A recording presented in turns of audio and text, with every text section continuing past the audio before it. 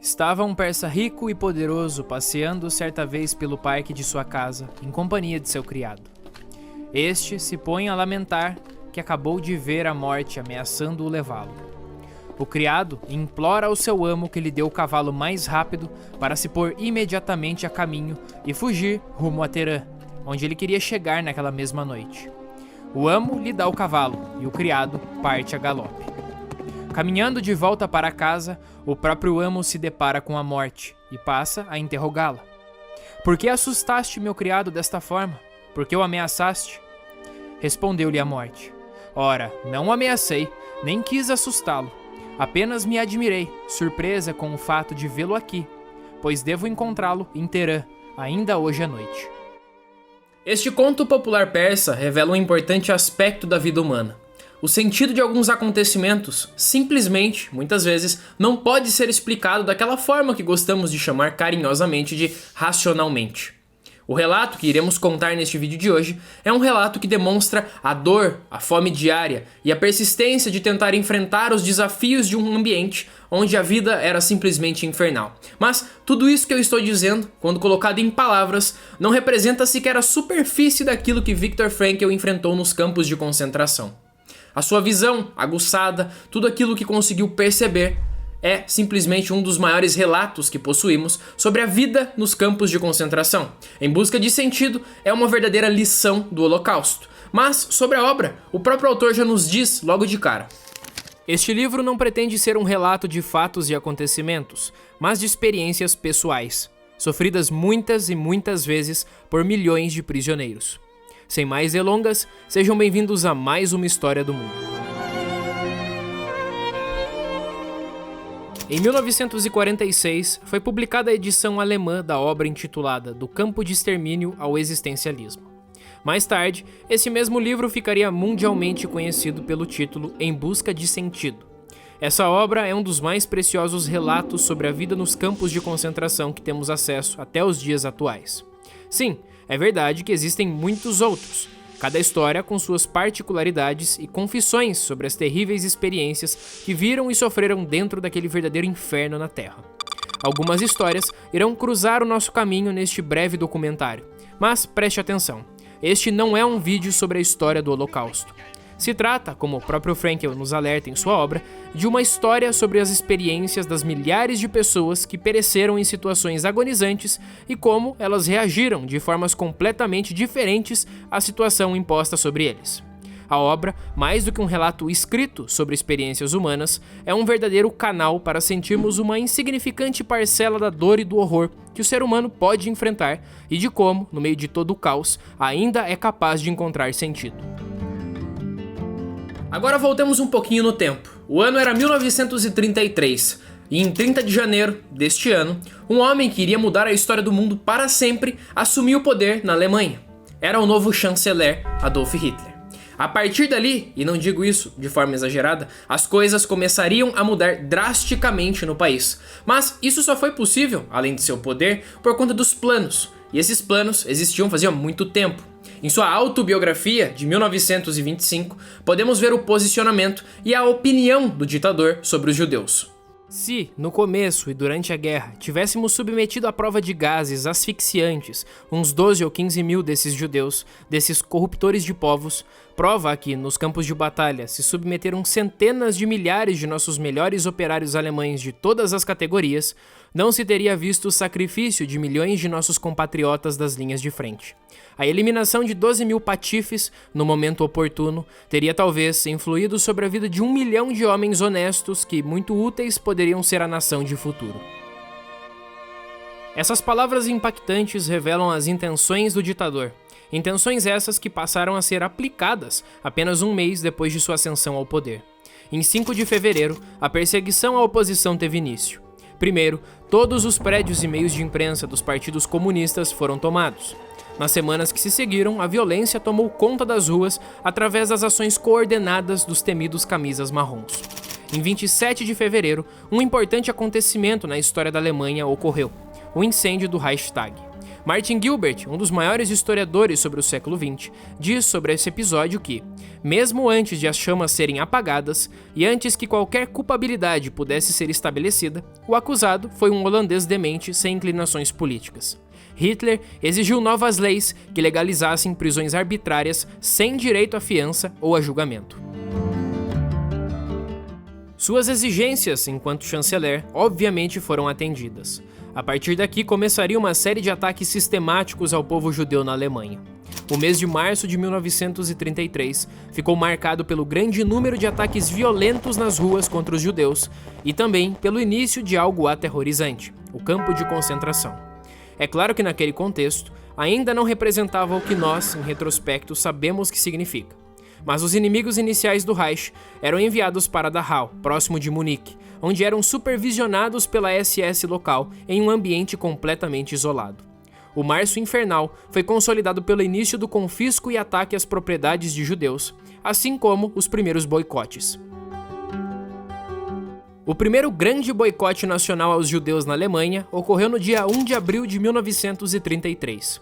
Isso representava o início da exclusão do povo judeu de toda a realidade da vida social na Alemanha. Esse fenômeno fora tomado como algo estranho de início, visto que muitos judeus alemães se consideravam parte até mesmo da cultura naquele país. Nada disso importava, e se tratando de cultura, os nazistas tomaram precauções para que nenhum vestígio da cultura judaica fosse preservada. O poeta alemão do século XIX, Heinrich Heine, eternizou suas palavras de forma quase profética quando disse que, onde se queimam livros, no fim, as pessoas também serão queimadas. Em 10 de maio daquele ano, ocorreu a mais famosa queima de livros da história. Em uma cena assombrosa, milhares de livros foram lançados nas chamas por estudantes membros da juventude hitlerista. O judeu, diziam eles, era o pior inimigo da língua alemã. Se estavam escrevendo em alemão, estavam mentindo e manchando o espírito alemão. Como se queimar os livros não bastasse, como forma de representação da destruição cultural, exigiam também que os livros de autores judeus fossem publicados apenas em hebraico. Mas é claro que o que queriam realmente era a destruição completa e a erradicação da cultura judaica. Em 1935, mais uma onda de ataques, que são os chamados pogroms, ocorreu no país. Essa seria a segunda grande onda de violência. A terceira, e sem dúvidas a pior, ocorreu na noite de 9 para 10 de novembro de 1938, a chamada Noite dos Cristais. O nome se trata de uma referência irônica aos pedaços quebrados de vitrines de lojas judaicas que foram atacadas durante a noite. A selvageria demonstrou ao mundo parte da verdadeira face do regime nazista, uma face que ainda reservava o seu lado mais obscuro. Em 1933, o país contava com cerca de 50 mil negócios judeus. Em 1938, o número caiu para 9 mil. As medidas aplicadas pelo regime, sejam elas informais através da violência ou legislativas através de leis restritivas e punitivas, foram lentamente transformando o povo judeu em meros alvos no país. Onde, após essa necessária contextualização, entra Viktor Frankl. Sabemos que o ano de 1939 marca o início da Segunda Grande Guerra, mas marca também o início do inferno pessoal de Viktor Frankl. Em 1938, neste caso um ano antes, a Áustria, onde Viktor vivia, foi invadida e conquistada pelos nazistas. Isso aconteceu sem que qualquer conflito tomasse lugar. Porém, a perseguição aos judeus já começava na Áustria naquele momento. Aqui vem um ponto interessante da história de Viktor Frankl. Em 1939, lhe foi oferecido um visto para os Estados Unidos. Porém, ele deixou expirar e falou que não iria. Ele decidiu ficar na Áustria. O problema, ou a questão neste caso, é que seus pais, já idosos, estavam vivendo ali. E Viktor Frankl simplesmente não iria abandoná-los naquela situação. Ele decidiu ficar ali e enfrentar o destino, seja lá qual fosse. Em 1939, como sabemos, em setembro, a Alemanha invadiu a Polônia. Ali começou a Segunda Grande Guerra Mundial, que mudaria para sempre a história do século XX e a história no geral. Os próximos 2 anos, apesar de tensos, não marcaram o pior período da vida de Frankl. Em 1940, ele foi apontado como chefe do departamento do único hospital em Viena para judeus durante o regime nazista. No meio de todo o caos, surgiu o amor. Em 22 de junho de 1941, Viktor Frankl se casou com sua primeira esposa, Tilly Grosser. Apenas um ano após este grande dia, sua sina teve início. Fraenkel, com sua esposa, pai, mãe e irmão, foi levado para o campo de concentração de Theresienstadt. Como as coisas chegaram até esse momento? Quem foi Viktor Frankl antes de toda essa tragédia? Viktor Emil Frankl nasceu na Áustria em 26 de março de 1905. Não era de origens ricas. Seu pai foi um mero servidor civil no país. Seu interesse pela psicologia surgiu muito cedo. Já na escola, estudava filosofia e psicologia. Alguns fatos biográficos demonstram o potencial que apresentava logo cedo, tal como a troca de correspondências com Freud, esse que mostrou interesse no trabalho de Frankl. Em 1927, com apenas 22 anos, Frankl passou a envolver-se com a psicologia individual de Alfred Adler. Esse foi um momento turbulento da vida do jovem doutor. Além de Adler, Viktor era influenciado também pela ideia de dois professores, Oswald Schwarz e Rudolf Allers. Acontece que neste mesmo ano ocorre um rompimento. Allers e Schwarz decidem trilhar o próprio caminho, um diferente da psicologia individual de Adler. Este aguarda a decisão do jovem Frankl, isso é, qual caminho tomaria. No fim, Viktor Frankl declararia que Schwarz era o seu professor. Isso marcou o rompimento definitivo e pessoal dele com Adler, que nunca mais trocou uma palavra sequer com o jovem. Futuramente, Viktor Frankl iria desenvolver a sua própria teoria, a logoterapia, que ficaria conhecido como a Terceira Escola de Viena. Mas para melhor compreendermos a sua teoria, é necessário antes de qualquer coisa dar continuidade à sua trágica história. Uma das áreas de interesse de Viktor Frankl iria lhe servir de forma assustadora no futuro. Seu trabalho com depressão e suicídio resultou até na criação de centros de conselho para jovens em Viena, para tentar reduzir os números de suicídio. Seu trabalho com essa causa continuou após a sua titulação de doutor em 1930 e, finalmente, veio a ser provado de forma única em um dos piores momentos da humanidade. Em busca de sentido, o relato de Frankl sobre sua vida nos campos e a realidade de outras pessoas foi, segundo o próprio autor, escrito em 9 dias consecutivos em 1945. Ele não sabia se a obra seria publicada. Caso fosse, deveria ocorrer anonimamente. Como o cotidiano num campo de concentração se refletia na mente de um prisioneiro comum? Essa é a pergunta que nos guia pela história de Frankl. A visão de fora jamais conseguirá expressar a experiência de um campo de concentração, mesmo em retrospecto e com detalhes. Segundo Hannah Arendt, simplesmente não existem paralelos em nossa vida para comparar com algo como um campo de concentração. O seu horror não pode ser alcançado pela imaginação, por estar situado em algo quase fora da vida humana. A luta diária pela sobrevivência, por um pedaço de pão ou um pouco de água enquanto se preocupa para não ser punido ou eliminado, tudo isso ocupava a mente faminta de um preso o tempo inteiro. O primeiro passo era a destruição do indivíduo. Devemos nos lembrar novamente das palavras da filósofa judia Hannah Arendt em seu clássico As Origens do Totalitarismo. O verdadeiro horror dos campos de concentração e de extermínio reside no fato de que os internos, mesmo que consigam manter-se vivos, estão mais isolados do mundo dos vivos do que se tivessem morrido. Os campos de concentração podem ser divididos em 3 concepções ocidentais básicas de uma vida após a morte: o limbo, o purgatório e o inferno.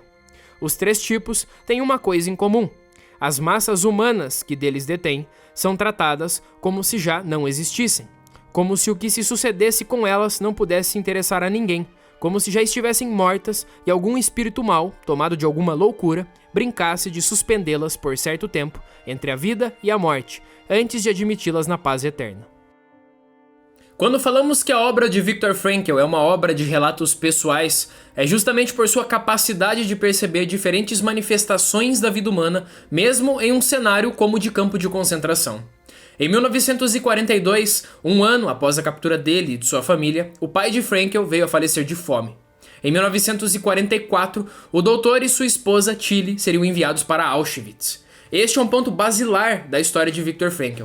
Uma semana depois, sua mãe também foi enviada para Auschwitz e seu destino foi quase que imediatamente a câmara de gás, assim como milhares de outras pessoas. A questão é que quando Frankl chegou no campo de concentração, ele e sua esposa foram separados, como era comum, né? Separavam homens e mulheres na chegada dos campos de concentração.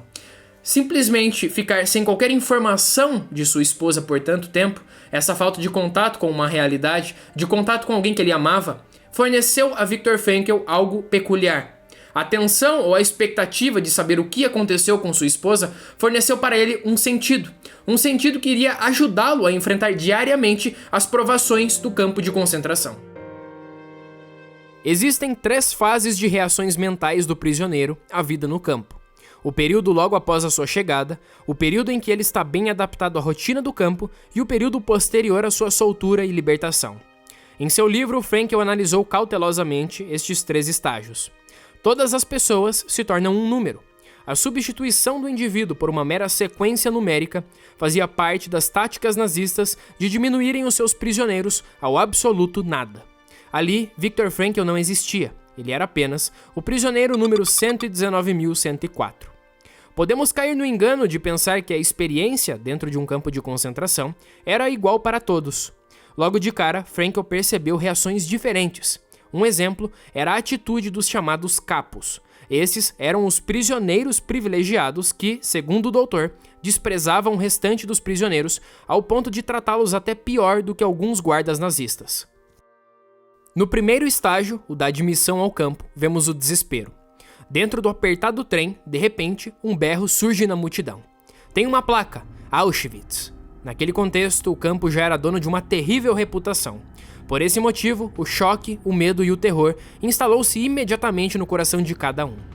Um fenômeno psicológico interessante ocorria para algumas pessoas, o que Frankl chama de ilusão do induto. O condenado, em seus últimos instantes de vida, acaba construindo a ilusão de que, magicamente, algo irá poupá-lo da morte certa. Frankl disse que um otimismo, ainda que falso, tomou conta da sua mente na chegada ao campo de concentração. Talvez pudesse realmente sair vivo daquele inferno. É claro que essa não era a reação de todos.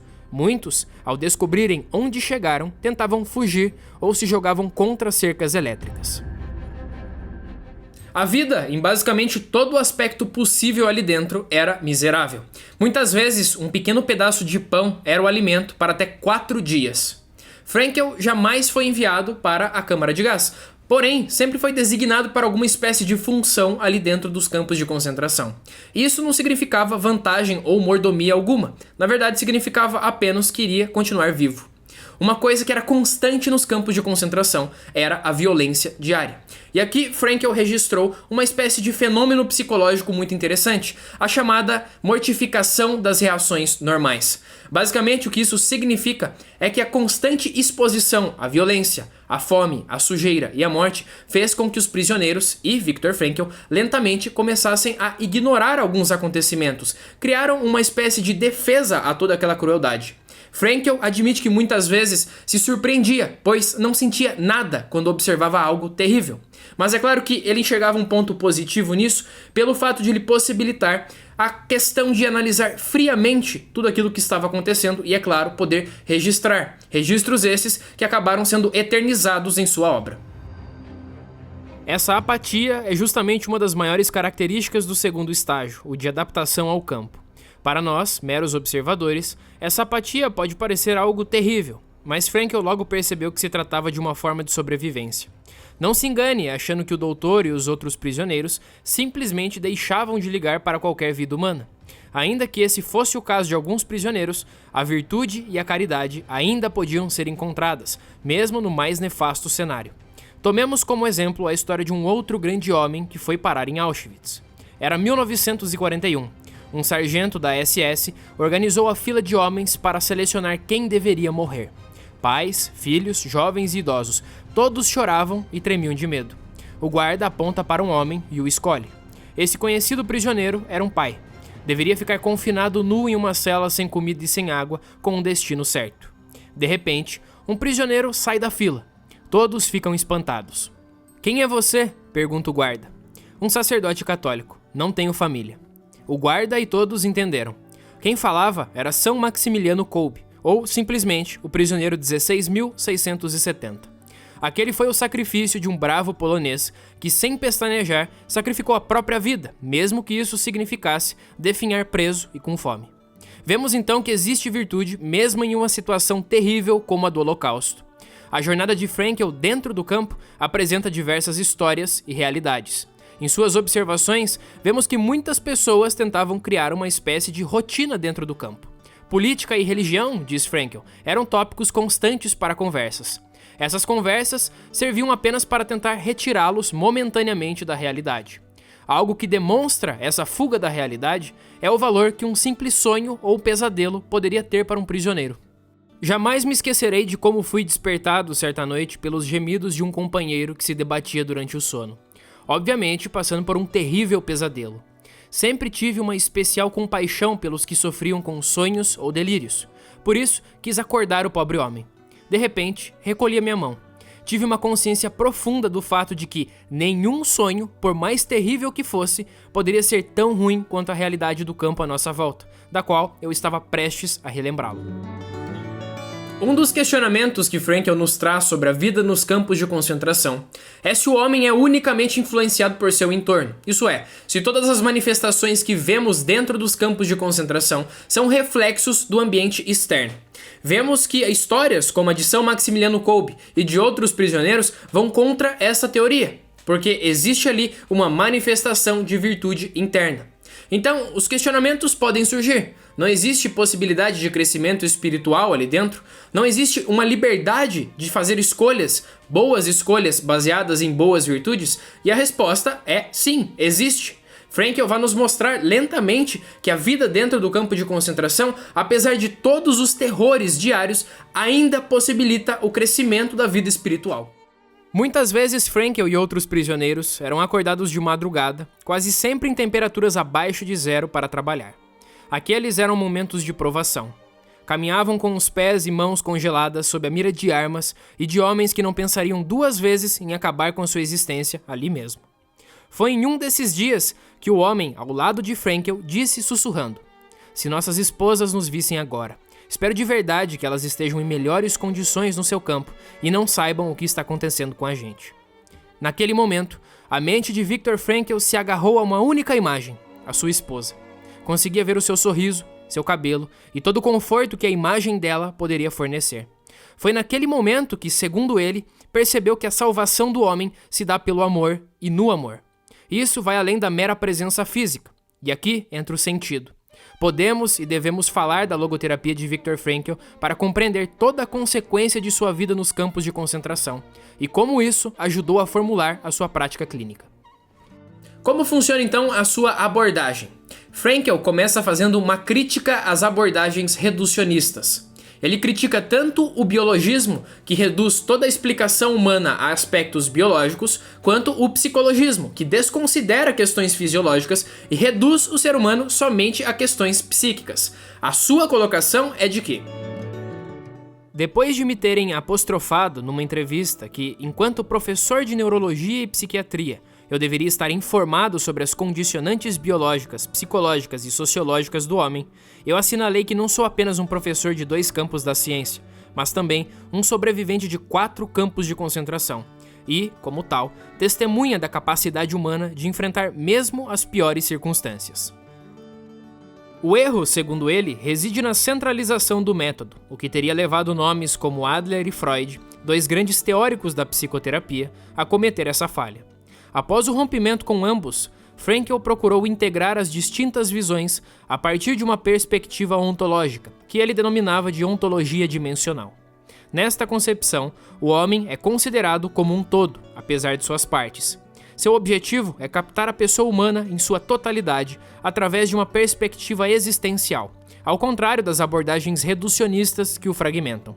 Em sua prática clínica e pesquisas, Frankl percebeu as chamadas neuroses noogênicas. Esse tipo de neurose teria uma causa no vazio existencial, gerado pela falta de sentido da própria existência. Essa questão não pode ser compreendida sem a experiência dos campos. Quando via pessoas desesperadas que davam um fim na própria existência, Frankl percebia a manifestação mais pura de uma falta de sentido na vida. Um dos pilares da logoterapia vai surgir então do questionamento e busca de valores que permitam ao paciente descobrir o sentido. Esses valores incluem a criatividade, experiência e atitude. Os valores de criatividade estão relacionados ao trabalho. Uma análise fenomenológica revela que há 3 rotas ou caminhos principais para chegar ao sentido. O primeiro é achá-lo mediante a criatividade de um trabalho ou realizando uma obra. Os valores de experiência estão relacionados à contemplação da natureza, da arte, de um momento específico da vida e de um encontro amoroso com outra pessoa. Além do sentido potencial inerente à criatividade e à ação, dispomos de um segundo campo para vivenciar uma experiência de algo ou para realizar um encontro com alguém. O sentido pode ser achado não só no trabalho, mas também no amor. Neste ponto, é impossível ignorar o próprio amor que Frankl sentia por sua esposa no campo. Aquela sensação forneceu a ele o sentido necessário para encarar o sofrimento diário. Os valores de atitude são a categoria mais importante, porque manifestam o essencial da teoria dos valores. Quando nenhum dos outros dois valores anteriores podem ser praticados, podemos encontrar o sentido na dor. O que importa é a atitude que o homem adota frente a um destino irremissível. A possibilidade de realizar essa classe de valores se dá, portanto, sempre que um homem se depara com um destino que não lhe deixa outra escolha senão enfrentá-lo. O que importa é como ele suporta esse destino, como ele o carrega como uma cruz. São atitudes humanas como a coragem diante do sofrimento ou a dignidade diante da ruína ou do fracasso. Uma vez que esses valores atitudinais são incorporados ao campo das possíveis categorias de valores, vê-se que, a rigor, a existência humana não pode nunca, na verdade, carecer de sentido. A vida do homem conserva o seu sentido até o alento final, até que ele exale seu último suspiro. Este último suspiro pode ser notado por Frankl dezenas de vezes dentro dos campos de concentração, e podemos também observar isso novamente na história de São Maximiliano e de outros prisioneiros que se sacrificaram ou encontraram a dignidade humana em situações tão terríveis como aquela, foram capazes de encontrar o sentido. O que devemos deixar claro é que Frankl diz que é possível encontrar o sentido para além da religião, isto é, ele defende que dentro do agnosticismo, da religião ou do ateísmo existe um sentido. O que ele vai dizer é que existe uma necessidade de encontrar este transcendental. Na verdade, ele cunha um próprio termo, chamado de autotranscendência, onde o homem está inerentemente orientado para alguma coisa além de si, seja algo ou alguma coisa. Isto é, esse sentido pode ser encontrado em sentimentos, como o caso de Frankl e de sua esposa, ou alguém que está fadado a trabalhar para algo, para alguma coisa, com algum objetivo e com algum sentido. O ser humano sempre aponta para algo ou alguém além de si mesmo, para dar sentido ou alcançar um encontro amoroso em sua relação com outros seres humanos. Somente na medida em que vivemos expansivamente nossa autotranscendência é que nos tornamos verdadeiramente seres humanos e nos realizamos. Da mesma forma, somos humanos na medida em que somos capazes de não nos vermos, de não nos notarmos e de nos esquecermos de nós mesmos, entregando-nos a uma causa para servir ou a uma outra pessoa para amar. Mergulhando no trabalho ou no amor, estamos transcendendo e, portanto, realizando a nós mesmos. Mas é claro que nem todos agem assim, e o próprio Frankl observou, por exemplo, nos capos, um comportamento completamente egocêntrico nos campos de concentração. Esse egocentrismo demonstra que algumas pessoas ligam apenas para os seus problemas e ignoram tudo aquilo que está exterior, isto é, trabalham apenas para os próprios benefícios. Isso demonstra que toda a experiência de Viktor Frankl está ligada diretamente com a logoterapia. Seria impossível explicar uma coisa sem a outra. Mas, já que chegamos até aqui nessa história, como então irá terminar a jornada de Viktor Frankl no campo de concentração? Chegamos agora ao terceiro estágio, a libertação. O fato de desconhecerem completamente o destino de suas vidas era algo aterrorizante. No pequeno conto da morte em Teherã, utilizado pelo próprio Frankl, vemos como certos acontecimentos simplesmente estão fora da compreensão humana e de nosso controle absoluto. Viktor conta sobre quando, de repente, soube que iria ser transportado de Auschwitz para um campo de repouso. Acontece que na cabeça da maioria, aquilo era apenas mais uma tática para enviar mais pessoas para as câmaras de gás. Os alemães anunciaram então que qualquer um poderia voluntariamente sair da lista de transporte. Na mesma hora, mais de 80 pessoas pediram para sair. O transporte, de repente, foi cancelado. A maioria das pessoas que decidiram sair da lista morreram dentro das próximas semanas. O transporte para o campo de repouso foi organizado uma segunda vez. Desta vez, o nome de Viktor Frankl estava nele. Um médico, amigo de Frankl, disse que poderia retirar o nome dele da lista caso desejasse. "Prefiro ficar com os meus amigos", ele respondeu. Frankl entendia que aquela escolha não era para ele, mas o destino deveria ditar o que aconteceria. Na próxima manhã, ele partiu para o suposto campo de descanso. De fato, era um campo de repouso. Anos depois da libertação, Fraenkel se encontrou com um colega que permaneceu em Auschwitz quando ele deixou o local. Descobriu que o canibalismo no campo e a piora total do cenário entrou em ação logo que o doutor deixou o local. Fraenkel jamais perdeu a fé no próprio futuro, mesmo quando todos os sinais indicavam para a completa aniquilação dele. Em 1945, Fraenkel estava no campo de Turkheim. Ao longo de toda a sua experiência, passou por Theresienstadt, Auschwitz e Kaufering. Para compreendermos o terceiro estágio, nos diz o doutor, é preciso se lembrar daquela manhã, quando a bandeira branca foi hasteada sobre os portões do campo. O estado de tensão que todos ali experimentavam, de repente, foi substituído por um relaxamento. Podemos pensar que a reação natural dos prisioneiros era a de pular de alegria, de gritar, mas não. A liberdade surgiu de forma estranha e quieta. Caminharam lentamente para fora do portão. Nenhum grito, nenhuma ordem. Ninguém foi espancado por cruzar aquela fronteira. Caminharam até um campo, observaram as flores e, pela noite, voltaram para o barracão. Conversando entre si, os homens perceberam que não sentiram felicidade. Viktor Frankl demonstra que após tantos anos de destruição progressiva do indivíduo, os homens e ele perderam a capacidade de sentir alegria. Era necessário aprender novamente. Em maio de 1945, a Alemanha se rendeu. A guerra, para Viktor Frankl e outros milhões de prisioneiros, havia acabado. O saldo de vítimas, como sabemos, é algo absurdamente cruel. O Holocausto gerou uma ferida aberta para o povo judeu que jamais se cicatrizou completamente. Frankl iria retornar para Viena. Poucos dias depois que foi libertado, estava caminhando pelo interior, contemplando a liberdade e tudo que existia no mundo, quando pensou em uma frase. Clamei ao Senhor do confinamento da prisão, e ele me respondeu na amplidão do espaço. O homem livre ficou ajoelhado no chão, repetindo aquela frase. A vida recomeçou. Infelizmente, para Viktor Frankl, a dor não terminou ali. Para explicar o sofrimento que lhe aguardava, faço agora a leitura de uma carta escrita por Frankl após uma semana de sua chegada em Viena. As palavras são cortantes e demonstram a realidade de um homem que perdeu absolutamente tudo. Carta para Wilhelm Stephan Borner, 14 de setembro de 1945. Meus queridos, já estou em Viena há 4 semanas. Finalmente encontrei tempo para escrever a vocês. Mas tenho apenas notícias tristes. Pouco tempo depois de minha partida de Munique, soube que minha mãe foi enviada para Auschwitz uma semana depois de mim. O que isso significa, vocês sabem muito bem. E mal tinha eu chegado a Viena quando me disseram que minha esposa também estava morta. Ela foi enviada de Auschwitz para trabalhar nas trincheiras de Trachtenberg, na Breslávia, e depois para o terrível campo de concentração de Bergen-Belsen. Lá, as mulheres suportaram um sofrimento indescritível, como foi registrado na carta de uma ex-colega de Chile, em que o nome de Chile está listado como uma das que morreram de tifo. Uma sobrevivente de Bergen-Belsen me contou como era esse indescritível. Não posso repetir. Então, agora estou completamente sozinho. Quem não compartilhou um destino semelhante não poderia me entender. Estou extremamente cansado, extremamente triste, extremamente solitário. Não tenho mais nada a esperar e mais nada a temer. Não tenho prazer na vida, só deveres. E vivo sem consciência.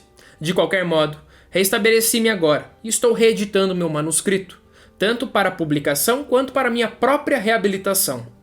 Alguns velhos amigos influentes assumiram a minha causa de forma comovente. Mas nenhum sucesso pode me fazer feliz. Tudo é imponderável, vazio, vão aos meus olhos. Sinto-me distante de tudo. Tudo o que há não me diz nada, não significa nada. No campo acreditávamos ter chegado ao ponto mais baixo e então, quando retornamos, vimos que não havia sobrado nada. Que tudo o que nos mantinha de pé havia sido destruído. Que ao mesmo tempo que nos tornávamos humanos novamente, era possível cair ainda mais fundo, num sofrimento ainda mais ilimitado. Talvez não haja mais nada a fazer além de chorar um pouco e folhear um pouco os salmos. O relato demonstra um homem arrasado pelas perdas e dores enfrentadas. Desde o momento que a memória de sua mulher surgiu como uma fonte de sentido para a sobrevivência no campo, Frankl jamais havia pensado que a dor lhe aguardava mesmo quando tudo aquilo acabasse. Mas estamos falando de um homem que, em vários sentidos, foi forjado pelo sofrimento. Seu manuscrito, suas teorias e tudo aquilo que veio depois da guerra surgiu como uma consequência direta das experiências nos campos de concentração. A vida continuou. Um ano depois do fim da guerra, Viktor Frankl se tornou diretor da Policlínica Neurológica de Viena, onde permaneceu por 25 anos. Neste ano publicou seu relato, que mais tarde se tornaria mundialmente conhecido. Ele se casaria novamente. Em 1947, se tornou o marido de Eleonore, com quem teve uma filha, Gabriele. A reputação de Frankl e sua logoterapia se tornaram mundialmente conhecidas. Até o final de sua longa vida, deu palestras e aulas em universidades de diferentes países. Se tornou professor convidado de Harvard e, na verdade, lecionou durante alguns anos no país. Em 1997, aos 92 anos de idade, Viktor Frankl faleceu. Em Busca de Sentido é o nome da obra que inspirou este documentário e que colocou Frankl como um dos mais importantes nomes da psicologia. Seu relato, um relato de experiências humanas, até hoje é uma das principais fontes para compreendermos a capacidade da crueldade humana ao longo do tempo. Mas é também um relato de esperança, de reconhecimento de que o sentido e a virtude podem surgir até nos piores momentos da história. Chegamos então ao fim do nosso documentário e se você quer saber mais coisas sobre Viktor Frankl e sobre este período da história, eu vou deixar na descrição ou em algum lugar, porque é muita coisa, todas as fontes utilizadas neste vídeo. Mas eu peço que você, se ainda não leu, busque ler o livro Em Busca de Sentido, de Viktor Frankl. É um livro pequeno, mas extremamente impactante e a alma deste documentário está relacionada diretamente a Em Busca de Sentido. Toda a estrutura do que eu contei aqui para vocês está baseado neste relato de Frankl, que é claro, por motivos políticos do YouTube, eu preciso cortar certos detalhes, né? Certas coisas precisam ser cortadas e enquanto eu gravo isso, eu tenho quase certeza que esse vídeo vai ser desmonetizado e censurado pelo YouTube, porque quem me acompanha aqui sabe que isso costuma acontecer. Então eu peço o quê? Deixe o seu like, comente o que você achou e compartilhe este documentário. Então, por mais que a plataforma decida acabar com ele, organicamente a gente faz esse vídeo ir pra frente. E é um vídeo com uma mensagem pura, muito bonita, a busca de sentido, mesmo em meio ao sofrimento. Então, se você não é inscrito, novamente, se inscreve aí, assista todas as produções do canal, fique à vontade para me seguir no Instagram e mandar suas dúvidas, estou lá sempre, todos os dias para ajudar, para tirar dúvida no que eu posso. E por hoje é só, espero vocês na próxima História do Mundo e até lá!